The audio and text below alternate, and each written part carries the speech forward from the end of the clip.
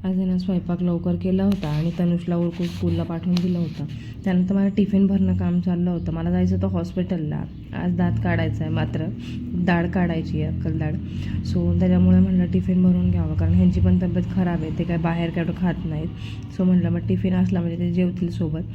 त्यानंतर आणि मला तर नाश्ता केला होता मी. थोडंसं असं मी लाईटली खाल्लं होतं. हा एक्सरा आहे, घेऊन जायचं आहे. नंतर तयार झाले, निघायची तयारी झाली. तर फक्त एवढंच आहे की मला तनुष यायच्या अगोदर घरी यायचं आहे, किंवा मग शेजारच्या ताईंना मी सांगून ठेवलेलं आहे की बाबा तनुष आला तर घेऊन ठेवा. तर खूप जाम भीती वाटते आहे मला. आता काय करणार, तो त्रास पण सहन होत नाही आहे म्हटल्यानंतर दाढ काढण्याशिवाय काही उपायच नाही, कारण ती वाचणार नाही आहे दाढ, असं डॉक्टर बोलले. तर निघालो. जात जात असे लाल पेरू असणाऱ्या गाड्या इतक्या दिसल्या, पण आहे ना सध्या हे पेरू आहेत ना गोड असे मिळतच नाही, सगळे सपक पेरू आहेत. हॉस्पिटलला पोहोचलो पण डॉक्टर आलेले नव्हते. नंतर डॉक्टर आले, त्यांनी मला फूल दिली आणि बसले मी. गाल सुजलेला आहे. आता ह्या तनुचा स्पोर्ट डेचा आहे बघा.